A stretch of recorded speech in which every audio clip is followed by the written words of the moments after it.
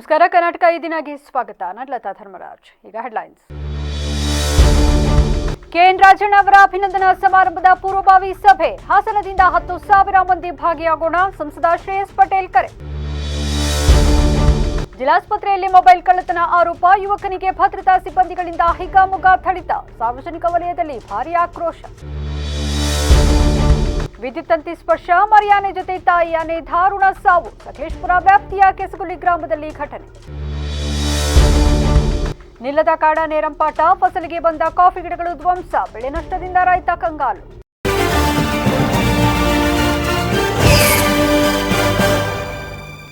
ಜಿಲ್ಲಾ ಉಸ್ತುವಾರಿ ಹಾಗೂ ಸಹಕಾರ ಸಚಿವ ಕೆಎನ್ ರಾಜಣ್ಣ ಅವರ 75ನೇ ವರ್ಷದ ಅಮೃತ ಮಹೋತ್ಸವ ಹಾಗೂ ಅಭಿನಂದನಾ ಗ್ರಂಥ ಬಿಡುಗಡೆ ಸಮಾರಂಭ ಹಿನ್ನೆಲೆಯಲ್ಲಿ ಇಂದು ನಗರದ ಪ್ರವಾಸಿ ಮಂದಿರದಲ್ಲಿ ಪೂರ್ವಭಾವಿ ಸಭೆ ನಡೆಯಿತು. ಸಂಸದ ಶ್ರೇಯಸ್ ಪಟೇಲ್ ನೇತೃತ್ವದಲ್ಲಿ ನಡೆದ ಸಭೆಯಲ್ಲಿ ಪಕ್ಷದ ಹಲವು ಮುಖಂಡರು, ವಾಲ್ಮೀಕಿ ಹಾಗೂ ದಲಿತ ಸಮುದಾಯಗಳ ಮುಖಂಡರು, ವಿವಿಧ ಕ್ಷೇತ್ರಗಳ ಹಿರಿಯರು ಭಾಗಿಯಾಗಿದ್ದರು. ಸಭೆಯಲ್ಲಿ ಮಾತನಾಡಿದ ಸಂಸದರು, ಇದೊಂದು ಐತಿಹಾಸಿಕ ಕಾರ್ಯಕ್ರಮ. ಇದೇ ತಿಂಗಳ 21ರಂದು ತುಮಕೂರಿನ ಜೂನಿಯರ್ ಕಾಲೇಜ್ ಮೈದಾನದಲ್ಲಿ ನಡೆಯುವ ಕಾರ್ಯಕ್ರಮದಲ್ಲಿ ಪಕ್ಷಾತೀತವಾಗಿ ಅಪಾರ ಮಂದಿ ಭಾಗಿಯಾಗಲಿದ್ದಾರೆ. ನಮ್ಮ ಜಿಲ್ಲೆಯಿಂದಲೂ ಸುಮಾರು 10,000 ಮಂದಿ ಭಾಗಿಯಾಗುವ ಮೂಲಕ ಕಾರ್ಯಕ್ರಮ ಯಶಸ್ವಿಗೊಳಿಸಲು ಎಲ್ಲರೂ ಶ್ರಮಿಸೋಣ. ನಮಗೆ ವಯಸ್ಸಾಗಿರುವಷ್ಟು ಸಾಧನೆಯನ್ನು ರಾಜಣ್ಣ ಅವರು ಮಾಡಿದ್ದಾರೆ. ಅವರ ಅಮೃತ ಮಹೋತ್ಸವ ಕಾರ್ಯಕ್ರಮದಲ್ಲಿ ಭಾಗಿಯಾಗುವುದು ನಮ್ಮ ಸೌಭಾಗ್ಯ ಎಂದು ನುಡಿದರು. ಅಂತಹವರನ್ನು ಗೌರವಿಸುವುದು ನಮಗೆ ಹೆಮ್ಮೆ ಎಂದರು.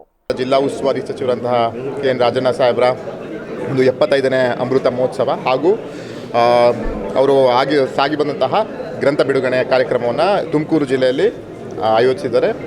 ನಮ್ಮ ಜಿಲ್ಲೆಯಲ್ಲಿ ನಮಗೆ ಹೆಮ್ಮೆ, ನಮ್ಮ ಜಿಲ್ಲಾ ಉಸ್ತುವಾರಿ ಸಚಿವರು. ಹಾಗಾಗಿ ಇಲ್ಲಿಂದ ಸುಮಾರು ಒಂದು 10,000 ಜನವನ್ನು ಓಡಿಸುವಂಥ ಪೂರ್ವಭಾವಿ ಸಭೆಯನ್ನು ನಾವಿವತ್ತು ಆಯೋಜಿಸ್ಕೊಂಡಿದ್ವಿ. ಅದಕ್ಕೆ ಮಾನ್ಯ ರಾಜಣ್ಣ ಸಾಹೇಬರ ಪುತ್ರರು ಸಹ ಆಗಮಿಸಿದ್ರು. ಎಲ್ಲ ನಮ್ಮ ಜಿಲ್ಲಾಧ್ಯಕ್ಷರು, ಎಲ್ಲ ತಾಲೂಕಿನ ಮುಖಂಡರುಗಳು, ಪ್ರಗತಿಪರ ಸಂಘಟನೆಗಳು, ಸಾರ್ವಜನಿಕರು ಇವತ್ತೊಂದು ಸೇರಿದ್ವಿ. ಇದು ಯಾವುದೇ ಪಕ್ಷದಿಂದ ಬಿಂಬಿಸುವಂತಲ್ಲ, ಪಕ್ಷಾತೀತವಾಗಿ ಮಾಡಿರುವಂಥ ಕಾರ್ಯಕ್ರಮ. ನಾನು ಮಾಧ್ಯಮ ಮುಖಾಂತರ ಮನವಿಯನ್ನು ಮಾಡ್ತೀನಿ ಜಿಲ್ಲೆಯ ಜನತೆಗೆ, ಒಂದು ಐತಿಹಾಸಿಕ ಕಾರ್ಯಕ್ರಮಕ್ಕೆ ನಾವೆಲ್ಲ ಸಾಕ್ಷಿ ಆಗೋಣ ಅಂತ ಹೇಳ್ತಾ, ಜೊತೆ ಒಂದು ನಿಷ್ಕಲ್ಮಶ ವ್ಯಕ್ತಿ ಹಾಗೂ ಸಾಗಿ ಬಂದಂತಹ ಹಾದಿಯನ್ನು ತಿಳುವಂಥ ಕೆಲಸವನ್ನು ಮಾಡೋದಕ್ಕೆ ಒಂದು ಗ್ರಂಥವನ್ನು ಬಿಡುಗಡೆ ಮಾಡ್ತಾರೆ. ಅದಕ್ಕೆ ನಾವೆಲ್ಲ ಭಾಗಿಯಾಗಿ ಒಂದು ಕಾರ್ಯಕ್ರಮವನ್ನು ಯಶಸ್ವಿಗೊಳಿಸೋಣ ಅಂತ ಒಂದು ಪೂರ್ವಭಾವಿ ಸಭೆ ಸೇರಿದ್ವಿ. ಅದೇ ರೀತಿ ಸುಮಾರು 10,000ಕ್ಕೂ ಹೆಚ್ಚು ತಂದೆಯವರಾದ ಕೆಎನ್ ರಾಜಣ್ಣವರ ಅಮೃತ ಮಹೋತ್ಸವ ಹಾಗೂ ಗ್ರಂಥ ಬಿಡುಗಡೆಯನ್ನು ಮಾಡೋ ಸಲುವಾಗಿ ಇಲ್ಲೊಂದು ಪೂರ್ವಭಾವಿ ಸಭೆಯನ್ನು ಕರೆದಿದ್ರು. ಆ ವಿಚಾರವನ್ನು ತಿಳಿದು ಬಂದು ಹಾಗೆಯೇ MP ಅವ್ರು ಕರೆದ್ರು, ಒಂದು 5 ನಿಮಿಷ ಬನ್ನಿ ಮಾತಾಡೋಣ ಅಂತ. ಸುಮ್ಮನೆ ನಾನು ಹೀಗೆ ಹೋಗ್ತಾಯಿದ್ದೆ, ಹಾಗಾಗಿ ಇಲ್ಲೇ ಬಂದೆ. ಸೊ ಈ ಪೂರ್ವಭಾವಿ ಸಭೆಯಲ್ಲಿ ಏನು ಮಾತಾಡೋಣ, ಎಲ್ಲರೂ ಹಾಗೆ ಯಾರ್ಯಾರು ಮುಖಂಡರಿದ್ದಾರೆ ಮತ್ತು ಎಲ್ಲ ಜಾತ್ಯತೀತವಾಗಿ ಮತ್ತು ಪಕ್ಷಾತೀತವಾಗಿ ಎಲ್ಲ ಮುಖಂಡರುಗಳು ಸೇರಿದ್ದಾರೆ. ಇಲ್ಲಿ ಎಲ್ಲರೂ ಒಂದು ಈ ಅಮೃತ ಮಹೋತ್ಸವಕ್ಕೆ ಆಹ್ವಾನ ಮಾಡೋದಕ್ಕೆ ನಾನು ಇಲ್ಲಿ ಬಂದೆ. ಮಿಕ್ಕಿದೆಲ್ಲ MP ಅವ್ರು ನೋಡ್ತಾರೆ. ನಾವು 1 ಲಕ್ಷಕ್ಕಿಂತ ಅಧಿಕ ಜನನ ನಾವು ಎಕ್ಸ್ಪೆಕ್ಟ್ ಮಾಡ್ತಾ ಇದ್ದೀವಿ. ಸಭೆಯಲ್ಲಿ ಜಿಲ್ಲಾ ಕಾಂಗ್ರೆಸ್ ಅಧ್ಯಕ್ಷ ಲಕ್ಷ್ಮಣ್, ಅಭಿನಂದನಾ ಸಮಿತಿಯ ತುಮಕೂರಿನ ದೇವರಾಜ್, ರಾಜಣ್ಣ ಅವರ ಪುತ್ರ ರವೀಂದ್ರ, ಜಿಲ್ಲಾ ಕಾಂಗ್ರೆಸ್ ಮಾಜಿ ಅಧ್ಯಕ್ಷ ಜಾವಗಲ್ ಮಂಜುನಾಥ್, ಎಸ್ಸಿ ಘಟಕದ ಜಿಲ್ಲಾಧ್ಯಕ್ಷ ಮಲ್ಲಿಗೆವಾಳು ದ್ಯಾವಪ್ಪ ಸೇರಿದಂತೆ ಇತರರು ಹಾಜರಿದ್ದರು. ಮನುಷ್ಯತ್ವ, ಮಾನವೀಯತೆ ಮರೆತು ಮೊಬೈಲ್ ಕಳವು ಆರೋಪಿಗೆ ನಗರದ ಜಿಲ್ಲಾಸ್ಪತ್ರೆಯಲ್ಲಿ ಖಾಸಗಿ ಭದ್ರತಾ ಸಿಬ್ಬಂದಿಗಳು ಮನಸ್ಸೋ ಇಚ್ಛೆ ಲಾಠಿಯಿಂದ ಥಳಿಸಿದ ವಿಡಿಯೋ ವೈರಲ್ ಆಗಿದ್ದು ವ್ಯಾಪಕ ಖಂಡನೆ ವ್ಯಕ್ತವಾಗಿದೆ. ಕಳೆದ ಮಧ್ಯರಾತ್ರಿ 1:30 ಸಮಯದಲ್ಲಿ ವಾರ್ಡ್ ಪ್ರವೇಶಿಸಿದ ಆರೋಪಿ ಮಹಿಳೆಯ ಬಳಿ ಇದ್ದ ಮೊಬೈಲ್ ಕಳವು ಮಾಡಿದ್ದ ಎಂದು ಆರೋಪಿಸಲಾಗಿದೆ. ಇದನ್ನು ಗಮನಿಸಿದ ಖಾಸಗಿ ಭದ್ರತಾ ಸಿಬ್ಬಂದಿ ಆಸ್ಪತ್ರೆ ಔಟ್ಪೋಸ್ಟ್ ಪೊಲೀಸರಿಗೆ ಒಪ್ಪಿಸಿದರು ಎನ್ನಲಾಗಿದೆ.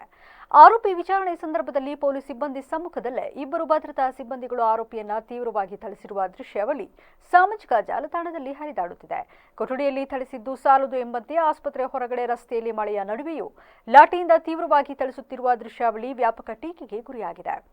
ಮೊಬೈಲ್ ಕಳುವ ಆರೋಪಿ ಈ ಹಿಂದೆಯೂ ಸಿಕ್ಕಿಕೊಂಡಾಗ ಎಚ್ಚರಿಕೆ ನೀಡಿ ಕಳಿಸಲಾಗಿತ್ತು. ಈ ಬಾರಿ ಪೊಲೀಸರಿಗೆ ಹಸ್ತಾಂತರಿಸಿದೆವು ಎಂದು ಭದ್ರತಾ ಸಿಬ್ಬಂದಿಗಳು ತಿಳಿಸಿದ್ದು, ಏನೇ ಆಗಲಿ ಹಲ್ಲೆ ನಡೆಸಿದವರನ್ನ ಕರ್ತವ್ಯದಿಂದ ಬಿಡುಗಡೆ ಮಾಡಲು ಸೂಚಿಸಲಾಗಿದೆ ಎಂದು ಹಿಮ್ಸ್ ನಿರ್ದೇಶಕರು ತಿಳಿಸಿದ್ದಾರೆ.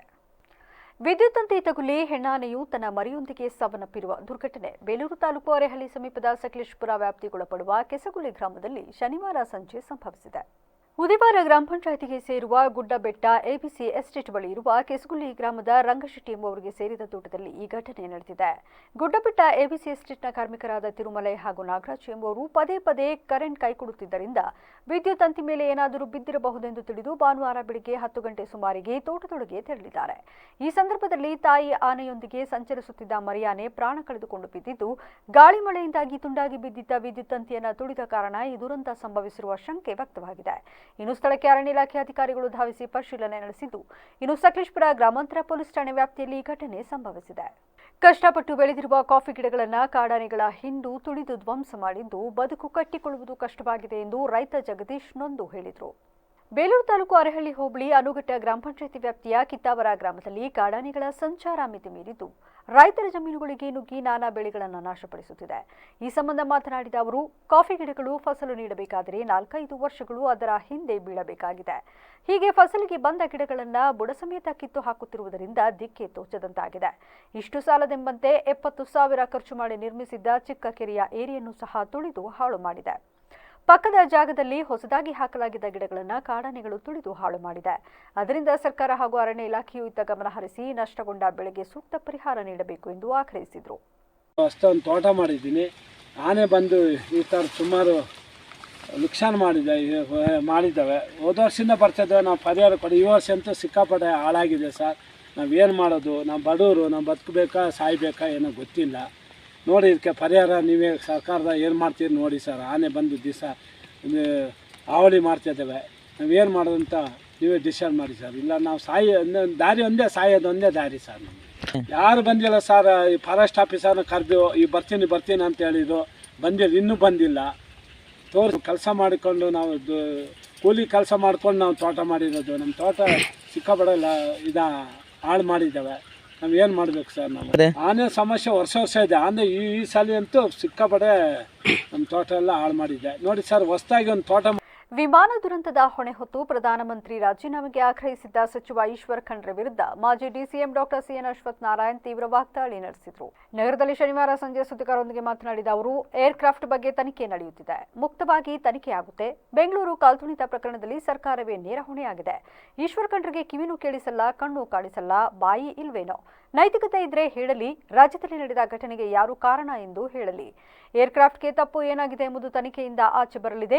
ಅದರಲ್ಲಿ ಕೇಂದ್ರ ಸರ್ಕಾರದ ಪಾತ್ರ ಏನಿದೆ ಅನ್ನೋದು ಗೊತ್ತಾಗುತ್ತೆ ಎಂದ ಅವರು, ಜಾತಿ ಗಣತಿ ಮರು ಸರ್ವೆ ಮಾಡುವ ಅಧಿಕಾರ ರಾಜ್ಯ ಸರ್ಕಾರಕ್ಕೆ ಇಲ್ಲ. ಆದರೂ ರಾಜಕೀಯ ದುರುದ್ದೇಶದಿಂದ ಹಿಂದೆ ಮಾಡಿದ್ರು.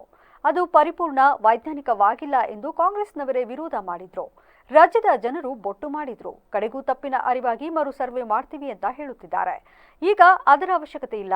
ಕೇಂದ್ರ ಸರ್ಕಾರವು ಗಣತಿ ಮಾಡಲು ನಿರ್ಧರಿಸಿದ್ದು, ರಾಜ್ಯ ಸರ್ಕಾರ ಮಾಡಿದರೂ ಅದಕ್ಕೆ ಮಾನ್ಯತೆ ಇಲ್ಲ. ಕೇಂದ್ರದ ವರದಿಯನ್ನು ಯಾವ ರೀತಿ ಬೇಕಾದರೂ ಬಳಸಿಕೊಳ್ಳಲಿ ಎಂದರು. ಮುಖ್ಯವಾಗಿ ಜಾತಿ ಗಣತಿಯನ್ನು ಮಾಡೋ ಅಧಿಕಾರ ರಾಜ್ಯ ಸರ್ಕಾರಕ್ಕೆ ಇಲ್ಲವೇ ಇಲ್ಲ. ಆದರೂ 2015ರಲ್ಲಿ ಈ ಮಾಡುವಂಥ ಪ್ರಯತ್ನ ರಾಜಕೀಯ ದುರುದ್ದೇಶದಿಂದ ಮಾಡಿದಂಥ ಪ್ರಯತ್ನ ಆಗುತ್ತೆ. ಅದು ಪರಿಪೂರ್ಣ ಇರಲಿಲ್ಲ, ವೈಜ್ಞಾನಿಕವಾಗಿರಲಿಲ್ಲ. ಅದನ್ನು ಸರಿಯಾಗಿ ಮಾಡಿಲ್ಲ ಅನ್ನೋವಂಥ ಆಪಾದನೆ ಸ್ವತಃ ಕಾಂಗ್ರೆಸ್ ಪಕ್ಷದವರೇ ಆಪಾದನೆ ಮಾಡ್ತಿದ್ರು. ಇಡೀ ಸಮಾಜನೇ ಬೆರಳು ತೋರಿಸ್ತಿತ್ತು ಸರ್ಕಾರದ ಕಡೆ. ಈಗ ಇದ್ದಕ್ಕಿದ್ದಾಗೆ ಅವರು ಅದರ ತಪ್ಪನ್ನು ಅರ್ಥಕೊಂಡು ರೀಸರ್ವೆ ಮಾಡ್ತೀವಿ ಅಂತ ರಾಜ್ಯ ಸರ್ಕಾರ ಮುಂದೆ ಬಂದಿದೆ. ಈಗ ಅದರ ಅವಶ್ಯಕತೆಯೇ ಇಲ್ಲ. ಜಾತಿ ಗಣತಿ ಸ್ವಾತಂತ್ರ್ಯ ನಂತರ ಯಾವತ್ತೂ ಜಾತಿ ಗಣತಿ ಜನಸಂಖ್ಯೆ ಗಣತಿಯ ಜೊತೆಯಲ್ಲಿ ಆಗಿರುವಂಥದ್ದಿಲ್ಲ. ಈ ಬಾರಿ ಪ್ರಥಮ ಬಾರಿಗೆ ಕೇಂದ್ರ ಸರ್ಕಾರ ಜಾತಿ ಗಣತಿಯನ್ನು ಮಾಡ್ತಿರೋದ್ರಿಂದ ಅವರಿಗೆ ಸಂಪೂರ್ಣ ಅಧಿಕಾರ ಇದೆ. ಆ ವ್ಯವಸ್ಥೆಯೂ ನಿರ್ಮಾಣ ಆಗಿದೆ. 20,000 ಕೋಟಿಯಷ್ಟು ಹಣವನ್ನು ಖರ್ಚು ಮಾಡಿ ಈ ಜಾತಿ ಗಣತಿಯನ್ನು ಜನಗಣತಿಯನ್ನು ಮಾಡ್ತಿರ್ಬೇಕಾದ್ರೆ ಈ ರಾಜ್ಯ ಸರ್ಕಾರದ ಜಾತಿ ಗಣತಿ ಮಾಡಿದ್ರು ಅದಕ್ಕೆ ಕಾನೂನಾತ್ಮಕವಾಗಿ ಮಾನ್ಯತೆ ಇರೋಲ್ಲ. ಹಾಗಾಗಿಂತ ರಾಜಕೀಯ ಪ್ರೇರಿತವಾಗಿರುವಂಥ ಕೆಲಸವನ್ನು ಬಿಟ್ಟು ಈಗ ಸುಸಜ್ಜಿತವಾಗಿ ವ್ಯವಸ್ಥಿತವಾಗಿ ಎಷ್ಟು ಕೋಟಿ ಮನೆಗಳಿದೆ. ಇಷ್ಟಪಟ್ಟು ಆಯ್ಕೆ ಮಾಡಿಕೊಂಡ ವೃತ್ತಿಯ ಬಗ್ಗೆ ಅಪಾರವಾದ ಗೌರವ ಇರಬೇಕು. ಹಾಗೆ ಆಸಕ್ತವಾಗಿ ಕಾರ್ಯನಿರ್ವಹಿಸಬೇಕೆಂದು ಮಾಜಿ DCM doctor CN Ashwath Narayan ತಿಳಿಸಿದರು. ನಗರದ ಎಂಜಿ ರಸ್ತೆಯಲ್ಲಿರುವ ಶ್ರೀ ಆದಿಚುಂಚನಗಿರಿ ಸಮುದಾಯ ಭವನದಲ್ಲಿ ಶನಿವಾರ ಒಕ್ಕಲಿಗ ಯುವ ಬ್ರಿಗೇಡ್ ಪರಮಪೂಜ್ಯ ಜಗದ್ಗುರು ಶ್ರೀ ಡಾಕ್ಟರ್ ನಿರ್ಮಲಾನಂದನಾಥ ಮಹಾಸ್ವಾಮೀಜಿಯವರ ದಿವ್ಯ ಸಾನ್ನಿಧ್ಯದಲ್ಲಿ ಹಮ್ಮಿಕೊಳ್ಳಲಾಗಿದ್ದ ಕರ್ನಾಟಕ ಉಚ್ಚ ನ್ಯಾಯಾಲಯದ ಗೌರವಾನ್ವಿತ ನಿವೃತ್ತ ನ್ಯಾಯಮೂರ್ತಿ ಟಿಜಿ ಶಿವಶಂಕರೇಗೌಡರಿಗೆ ಜೀವಮಾನ ಸಾಧನೆಯ ಅಭಿನಂದನಾ ಸಮಾರಂಭ ಮತ್ತು ಹೊಯ್ಸಳ ನಾಡಿನ ಅಪ್ರತಿಮ ಸಾಧಕರಿಗೆ ಅಭಿನಂದನೆ ಕಾರ್ಯಕ್ರಮವನ್ನು ಉದ್ದೇಶಿಸಿ ಮಾತನಾಡಿದ ಅವರು, ಪ್ರತಿನಿತ್ಯ ನಾವು ಮಾಡುವ ಕೆಲಸಗಳಲ್ಲಿ ಆಸಕ್ತಿ ಹೆಚ್ಚುತ್ತಾ ಹೋಗಬೇಕು. ಅನುಭವ, ತಿಳುವಳಿಕೆ, ಮನವರಿಕೆ ಸೇರಿದಂತೆ ಪರಿಸರ ವ್ಯವಸ್ಥೆಯ ಬಗ್ಗೆ ಅರ್ಥ ಮಾಡಿಕೊಂಡಾಗ ಉತ್ತಮವಾದ ಕಾರ್ಯನಿರ್ವಹಿಸಲು ಸಹಕಾರಿಯಾಗುತ್ತದೆ ಎಂದರು. ನಾವು ಸಾಧಿಸಬಹುದು ಕೊಟ್ಟಂತ ಬೇರೆ ಬೇರೆ ಕ್ಷೇತ್ರಗಳಿಗೆ ನಾವು ಮಾಡ್ತಿರುವಂತಹ ಕೆಲಸಗಳನ್ನ ನಾವು ಉತ್ತಮವಾಗಿ ಮಾಡಬೇಕು. ಆ ಉತ್ತಮವಾಗಿ ಮಾಡಿದಾಗ ಮಾತ್ರ ನಮ್ಮ ಸಮಾಜದಲ್ಲಿ ಬೇರೆ ಬೇರೆಯವ್ರನ್ನ ದೋಷಿಸಿ ಅವ್ರು ಸರಿಯಿಲ್ಲ ಇವ್ರು ಸರಿಯಿಲ್ಲ ಅಂತ ನಾವು ಹೇಳೋದ್ ಬದಲು ನಮ್ಮ ಕೆಲಸಗಳನ್ನ ನಾವು ಚೆನ್ನಾಗಿ ಮಾಡಬೇಕು. ನಮ್ಮಿಂದಲೇ ಪ್ರಾರಂಭ ಆಗಬೇಕು. ನಾವು ಸರಿಯಾಗಿದ್ರೆ ಎಲ್ಲರೂ ಸರಿಯಾಗಿರ್ತಾರೆ. ಇನ್ನೊಬ್ಬರನ್ನ ಸರಿಯಾಗಿ ಅಂತ ಹೇಳಿ ನಾವು ಸರಿಯಾಗಿಲ್ಲ ಅಂದ್ರೆ ಕಷ್ಟ. ಹಾಗಾಗಿ ನಾವು ಸರಿಯಾದ್ರೆ ನಾನಾಗ್ತಾನೆ ಸಮಾಜ ಸರಿಯಾಗ್ತಾ ಹೋಗ್ತಿರುತ್ತೆ. ಇವತ್ತು ಭಾರತದಲ್ಲಿ ಅಥವಾ ನಮ್ಮ ಸಮಾಜ ಅಥವಾ ನಮ್ಮ ಸಮುದಾಯ ನಮ್ಮ ಸಾಧಕರು ಮಾಡಿದಂಥ ಸಾಧನೆ ಗುರುತಿಸಿ ಸನ್ಮಾನ ಮಾಡಬೇಕು ಅಂತ ನಮ್ಮ ಒಕ್ಕಲಿಗರ ಯುವ ಬ್ರಿಗೇಡ್ ನಂಜುಂಡೇಗೌಡರು ಮತ್ತು ಅವರ ಸ್ನೇಹಿತರುಗಳು ಶ್ವೇತಾ ಗೌಡರು ಈ ರೀತಿ ಹಲವಾರು ಅವ್ರ ರಾಜ್ಯದ ನಾನಾ ಭಾಗದವರು, ಅವರೇನು ಹಾಸನದವರಲ್ಲ. ಇವತ್ತು ಇಡೀ ಅವರ ಜೀವನವನ್ನೇ ಕೆಲವೊಂದು ದೊಡ್ಡ ವ್ಯಕ್ತಿಗಳನ್ನು ನಾವು ಸಾಧನೆ ಮಾಡಿ ನೋಡಿದಾಗ ಅವ್ರನ್ನ ಗೌರವಿಸಬೇಕು, ಅವ್ರನ್ನ ಪ್ರೀತಿಸಬೇಕು, ಅವ್ರನ್ನ ಸಮಾಜಕ್ಕೆ ಪರಿಚಯಿಸಬೇಕು, ಅವ್ರನ್ನ ಅಭಿನಂದಿಸಬೇಕು.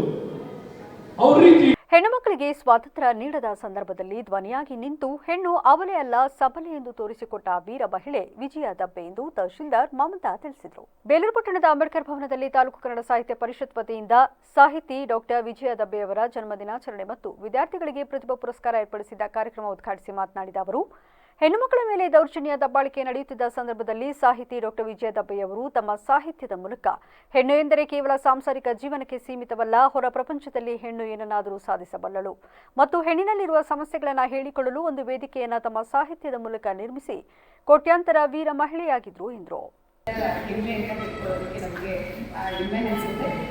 ಇವ್ರ ಬಗ್ಗೆ ಮಾತಾಡೋದಕ್ಕೆ ವಿಶೇಷವಾಗಿ ಪ್ರಧಾನ ಭಾಷಣ ಮಾಡೋದಕ್ಕೆ ನಾಗೇಶ್ವರಿ ಅವರು ಬಂದಿದ್ದಾರೆ. ಸೊ ಅವ್ರಿಗೆ ನಾವು ಅವಕಾಶ ಕೊಡೋಣ.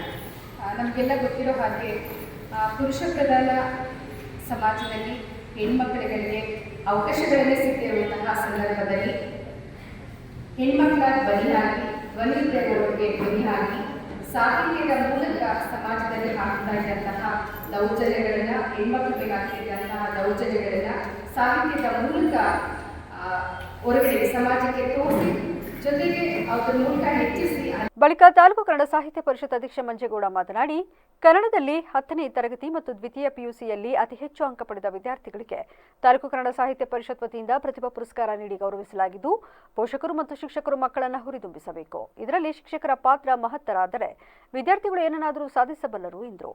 ಮತ್ತು ಪಿಯುಸಿ ಪರೀಕ್ಷೆಯಲ್ಲಿ ಅತ್ಯುತ್ತಮ ಸಾಧನೆ ಮಾಡಿದಂತಹ ಎಲ್ಲ ವಿದ್ಯಾರ್ಥಿಗಳಿಗೂ ಪ್ರತಿಭಾ ಪುರಸ್ಕಾರ ಕಾರ್ಯಕ್ರಮವನ್ನು ಹಮ್ಮಿಕೊಂಡಿದ್ದಾರೆ. ವಿದ್ಯಾರ್ಥಿಗಳಲ್ಲಿ ಅಭ್ಯಾಸ, ಶ್ರದ್ಧೆ ಮತ್ತು ಪರಿಶ್ರಮ ಇವುಗಳು ಯಶಸ್ಸಿನ ಮೂಲ ಆಧಾರವಾಗಿವೆ.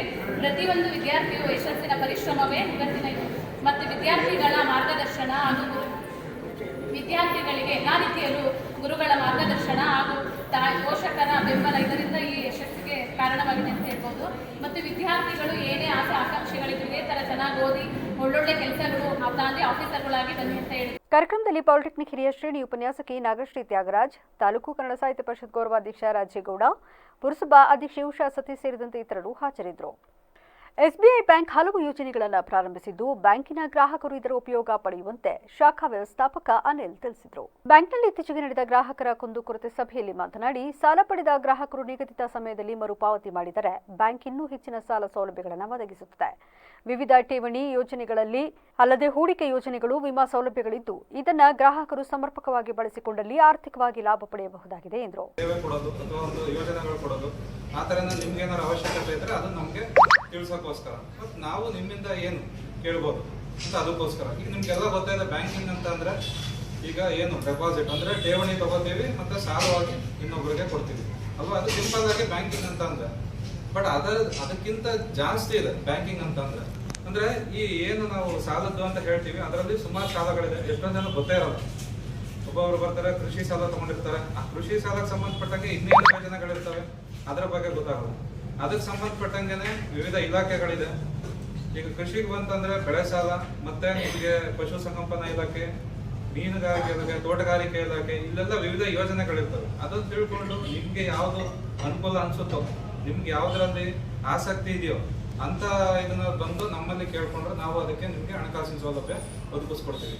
ಮತ್ತೆ ಅದೇ ರೀತಿ ಈಗ ಈ ವೇಳೆ ಕ್ಷೇತ್ರಾಧಿಕಾರಿ ಮಂಜುನಾಥ್, ಲೆಕ್ಕಾಧಿಕಾರಿ ಮಾಲಿನಿ ಉಪಸ್ಥಿತರಿದ್ದರು. ಕಳೆದ 1 ವರ್ಷದಿಂದ ರಾಜ್ಯದಲ್ಲಿ ದಲಿತ ಸಿಎಂ ಕೂಗು ನಿಂತಿದೆ. ಹೊಸ ಎಲೆಕ್ಷನ್ ಆದ ಮೇಲೆ ನೋಡೋಣ ಅಂತ ಸಚಿವ ಸತೀಶ್ ಜಾರಕಿಹೊಳಿ ಹೇಳಿದರು. ಕಲಬುರಗಿಯಲ್ಲಿಂದು ಮಾತನಾಡಿದ ಅವರು, ಸದ್ಯ ದಲಿತ ಸಿಎಂ ಕೂಗು ಕೇಳಿ ಬಂದಿಲ್ಲ. 2028ರ ಚುನಾವಣೆಯಲ್ಲಿ ಅದರ ಬಗ್ಗೆ ಗಂಭೀರ ಚರ್ಚೆ ಮಾಡೋಣ ಅಂತ ತಿಳಿಸಿದ್ದಾರೆ. ಇನ್ನು ನವೆಂಬರ್ ತಿಂಗಳಲ್ಲಿ ಸಿಎಂ ಬದಲಾವಣೆ ಅಂತ ಎಚ್ ವಿಶ್ವನಾಥ್ ಹೇಳಿಕೆ ವಿಚಾರಕ್ಕೆ ಪ್ರತಿಕ್ರಿಯಿಸಿದ ಅವರು, ಅವರ ಹೇಳಿಕೆಗೂ ನಮಗೂ ಸಂಬಂಧ ಇಲ್ಲ. ಅವರು ನಮ್ಮ ಪಕ್ಷದವರಲ್ಲ. ನಮ್ಮ ಪಕ್ಷದವರು ಹೇಳಿದ್ರೆ ಅದಕ್ಕೆ ರಿಯಾಕ್ಟ್ ಮಾಡಬಹುದು, ಆದರೆ ಅವರ ಹೇಳಿಕೆಗೂ ನಮಗೂ ಯಾವ ಸಂಬಂಧ ಇಲ್ಲ ಎಂದಿದ್ದಾರೆ. ಇದೇ ವೇಳೆ ಗ್ಯಾರಂಟಿ ಯೋಜನೆಗಳಿಂದ ಅಭಿವೃದ್ಧಿ ಇಲ್ಲ ಎಂಬ ಬಿಜೆಪಿ ನಾಯಕರ ಆರೋಪಕ್ಕೆ ಪ್ರತಿಕ್ರಿಯಿಸಿ, ಕಳೆದ 2 ವರ್ಷಗಳಿಂದ ಅವರು ಇದನ್ನೇ ಹೇಳ್ತಿದ್ದಾರೆ. ಇನ್ನು 3 ವರ್ಷ ಬಿಜೆಪಿಯವರು ಗ್ಯಾರಂಟಿಯಿಂದ ಅಭಿವೃದ್ಧಿ ಇಲ್ಲ ಅಂತ ಹೇಳ್ತಾರೆ. ಗ್ಯಾರಂಟಿಯಿಂದ ಯಾವ ಅಭಿವೃದ್ಧಿ ಸಹ ನಿಂತಿಲ್ಲ. ಬೊಮ್ಮಾಯಿ ಅವಧಿಯಲ್ಲಿ ಸರ್ಕಾರಿ ಇಲಾಖೆಗಳಿಗೆ ಅನುದಾನ ಇರಲಿಲ್ಲ. ನಮ್ಮ ಸರ್ಕಾರದಲ್ಲಿ ಎಲ್ಲಾ ಇಲಾಖೆಗಳಿಗೆ ಅನುದಾನ ನೀಡಲಾಗಿದೆ ಎಂದು ತಿಳಿಸಿದರು.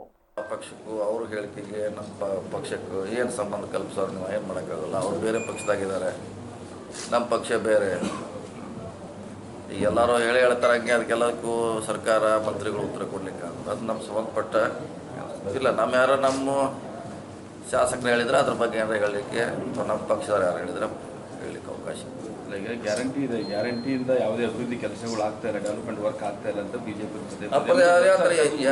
ವರ್ಷದಿಂದ ಹೇಳ್ತಿದ್ದಾರೆ, ಇವತ್ತಿಲ್ಲ ರೀ. 2 ವರ್ಷದಿಂದ ಹೇಳ್ತಾರೆ, ಇನ್ನೂ 3 ವರ್ಷ ಹೇಳ್ತಾರೆ ಅವ್ರು. 2 ವರ್ಷ ಪ್ಲಸ್ 3 ವರ್ಷ. ನಾ ಇದನ್ನು 1 ವರ್ಷದಿಂದ ಹೇಳಿದ್ದೀನಿ. ನಮ್ಮ ಲಾಸ್ಟ್ ಕೊನೆಯವರೆಗೂ ಸರ್ಕಾರ ಅವಧಿ ನಾಳೆ ಮುಗಿದಿದ್ದಂದ್ರೆ ಇವತ್ತಿನವರೆಗೂ ಅದು ಹೇಳೋರು ಅವ್ರು. ಗ್ಯಾರಂಟಿಯಿಂದ ಅಭಿವೃದ್ಧಿ ಆಗ್ತಾ ಇಲ್ಲ, ಅದಕ್ಕೆ ಹಣ ಇಲ್ಲ ಅಂದರೆ ಸ್ಟ್ಯಾಂಡರ್ಡ್ ಅದು ಫಾರ್ಮ್ಯಾಟ್ ಮಾಡಿರ್ತಾರೆ ಅವ್ರು. ಹಂಗೆ ಹೇಳ್ಕೊತಿರ್ತಾರೆ ದಿವಸ ಅದೇ. ಸೊ ಗ್ಯಾರಂಟಿಯಿಂದ ಅಭಿವೃದ್ಧಿ ಕೂಡ ಯಾವುದೂ ನಿಂತಿಲ್ಲ. ಗ್ಯಾರಂಟಿ ಕೂಡ ಯಶಸ್ವಿಯಾಗಿ ನಡೀತಾ ಇದೆ. ಡೆವಲಪ್ಮೆಂಟ್ ಕೂಡ. ಪ್ರಧಾನಿ ನರೇಂದ್ರ ಮೋದಿ ನೇತೃತ್ವದಲ್ಲಿ ಎನ್ಡಿಎ ಸರ್ಕಾರ 2 ಅವಧಿಗಳಲ್ಲಿ ಉತ್ತಮ ಕೆಲಸ ಮಾಡಿ ಇದೀಗ 3ನೇ ಅವಧಿಯಲ್ಲಿ ಭಾರತ ದೇಶವನ್ನು ಜಗತ್ತಿನ ಬಲಾಢ್ಯ ಆರ್ಥಿಕ ರಾಷ್ಟ್ರಗಳ ಪಟ್ಟಿಯಲ್ಲಿ ಸೇರ್ಪಡೆಗೊಳಿಸುವಲ್ಲಿ ಯಶಸ್ವಿಯಾಗಿದೆ. ಇಂತಹ ಸಾಧನೆಗೆ ಸಿಎಂ ಸಿದ್ದರಾಮಯ್ಯ ಅವರ ಸರ್ಟಿಫಿಕೇಟ್ ಬೇಕಾಗಿಲ್ಲ ಎಂದು ಬಿಜೆಪಿ ರಾಜ್ಯಾಧ್ಯಕ್ಷ ಬಿವೈ ವಿಜಯೇಂದ್ರ ತಿಳಿಸಿದರು. ಕಲಬುರಗಿ ನಗರದ ಬಿಜೆಪಿ ಕಚೇರಿಯಲ್ಲಿ ಶನಿವಾರ ಹಮ್ಮಿಕೊಂಡಿದ್ದ ಸುದ್ದಿಗೋಷ್ಠಿಯಲ್ಲಿ ಪತ್ರಕರ್ತರ ಪ್ರಶ್ನೆಗೆ ಉತ್ತರಿಸಿದ ಅವರು, ಕಳೆದ 11 ವರ್ಷದಲ್ಲಿ ದೇಶದಲ್ಲಿ ಕುಡಿಯುವ ನೀರು, ಹಳ್ಳಿಗೆ ವಿದ್ಯುತ್ ಸರಬರಾಜು, ಆಹಾರ ಉತ್ಪಾದನೆ, ರಸ್ತೆ ನಿರ್ಮಾಣ ಸೇರಿದಂತೆ ಇತರ ಮೂಲಭೂತ ಸೌಲಭ್ಯಗಳನ್ನು ಒದಗಿಸುವಲ್ಲಿ ಕೇಂದ್ರ ಸರ್ಕಾರ ಶ್ರಮಿಸಿದೆ. ಹಾಗಾಗಿಯೇ 11 ವರ್ಷ ಹಿಂದೆ ಆರ್ಥಿಕವಾಗಿ 11 ಸ್ಥಾನದಲ್ಲಿದ್ದ ಭಾರತವು ಈಗ 4ನೇ ಸ್ಥಾನಕ್ಕೇರಿದೆ. ಸಿದ್ದರಾಮಯ್ಯ ಅವರು ನೀಡಿರುವ 0 ಅಂಕ ನಮಗೆ ಬೇಕಿಲ್ಲ. ದೇಶದಲ್ಲಿ ಅಭಿವೃದ್ಧಿ ಆಗುತ್ತಿರುವುದರ ಕುರಿತು ಜನರು ಗಮನಿಸುತ್ತಿದ್ದಾರೆ ಎಂದರು. ಭಾರತ ಜಗತ್ತಿನ 4ನೇ ಒಂದು ದೊಡ್ಡ ಆರ್ಥಿಕ ಶಕ್ತಿಯಾಗಿ ಹೊರಹೊಮ್ಮಿದೆ ಅಂತ ಹೇಳಿದ್ರೆ ಕೇವಲ ಭಾಷಣಗಳಿಂದ ಇದನ್ನ ಈ ಗುರಿಯನ್ನು ತಲುಪೋದಕ್ಕೆ ಸಾಧ್ಯ ಇಲ್ಲ. ಯಾವ ರೀತಿ ಕಾರ್ಯಕ್ರಮಗಳು ದೇಶದಲ್ಲಿ ಅನುಷ್ಠಾನ ಆಗಿದೆ, ಬಡತನ ನಿರ್ಮೂಲನೆಯಲ್ಲಿ ಯಾವ ರೀತಿ ಕೇಂದ್ರ ಸರ್ಕಾರ ತೊಡಗಿಸಿಕೊಂಡಿದೆ, ಮೊನ್ನೆ ದಿನ ಪತ್ರಿಕೆಗಳು ನಾವು ನೋಡಿದ್ದೇವೆ. ಅತ್ಯಂತ ಕಡು ಬಡವರು ಇರ್ತಕ್ಕಂಥ ದೇಶ ಭಾರತದಲ್ಲಿ ಏನಿದ್ರು 80% ಅಷ್ಟು ಇವತ್ತು ಕಡು ಬಡತನ ಏನಿತ್ತು ನಿರ್ಮೂಲನೆ ಆಗಿದೆ ಅನ್ನೋದು ಕೂಡ ನಾವು ಪತ್ರಿಕೆಗಳು ನಾವೆಲ್ಲೂ ಕೂಡ ನೋಡಿದ್ದೇವೆ.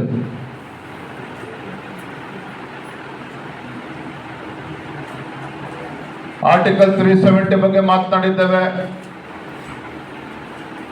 ಭಾರತೀಯ ಜನತಾ ಪಾರ್ಟಿ ಅಂತ ಹೇಳಿದ್ರೆ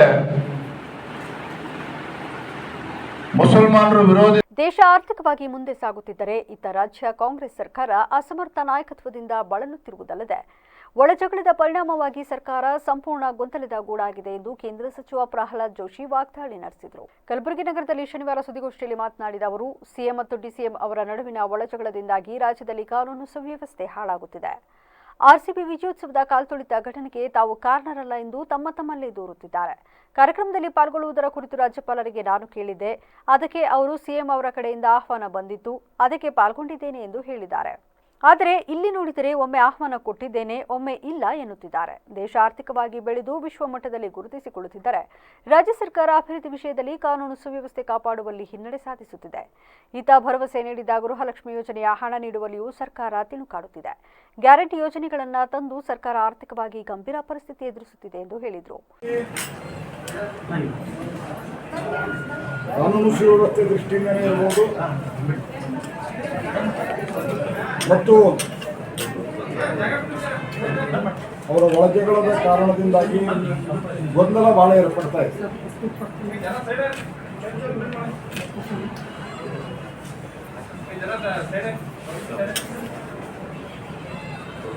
ಅದರ ಪರಿಣಾಮ ರಾಜ್ಯದ ಆಡಳಿತದ ಮೇಲಾಗ್ತಾ ಇದೆ. ಮತಾಂಧ ಶಕ್ತಿಗಳು ತಲೆ ಎತ್ತುವಂಥದ್ದು ಜಾಸ್ತಿ ಆಗ್ತಾ ಇದೆ.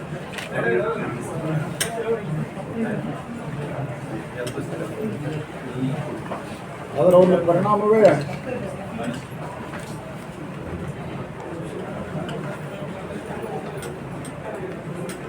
ಇತ್ತೀಚೆಗೆ ಒಬ್ರಿಗೊಬ್ಬರು ಕೋಆರ್ಡಿನೇಷನ್ ಇಂದ ಇತ್ಯಾದಿ ಎಲ್ಲ ಅದರ ಪರಿಣಾಮವೇ. ಸುದ್ದಿಗೋಷ್ಠಿಯಲ್ಲಿ ಎಂಎಲ್ಸಿ ಶಿಶಿರ್ ನಮೋಶಿ, ಬಸವರಾಜ್ ಮತ್ತಿಮಡು, ಅಶೋಕ್ ಬಗಲಿ, ರಾಜ್ಕುಮಾರ್ ಪಾಟೀಲ್, ತೇಲ್ಯೂರ್ ಸೇರಿದಂತೆ ಇತರರು ಹಾಜರಿದ್ದರು. ಟಿ ನರಸೀಪುರ ಪಟ್ಟಣದ ಸರ್ಕಾರಿ ಪದವಿ ಪೂರ್ವ ಕಾಲೇಜಿನಲ್ಲಿ ಅತಿಥಿ ಉಪನ್ಯಾಸಕರಾಗಿ ಕಾರ್ಯನಿರ್ವಹಿಸುತ್ತಿರುವ 6 ಮಂದಿ ಬೋಧಕರಿಗೆ ಕಳೆದ 10 ತಿಂಗಳಿನಿಂದ ಕಾಲೇಜಿನ ಪ್ರಾಂಶುಪಾಲರು ಸಂಬಳ ನೀಡದೇ ಇರುವುದರಿಂದ ಪರಿತಪಿಸುವ ಪರಿಸ್ಥಿತಿ ನಿರ್ಮಾಣವಾಗಿದೆ ಎಂದು ದಲಿತ ಸಂಘರ್ಷ ಸಮಿತಿ ಜಿಲ್ಲಾ ಸಂಚಾಲಕ ಆಲಗೂಡು ಶಿವಕುಮಾರ್ ತಿಳಿಸಿದರು.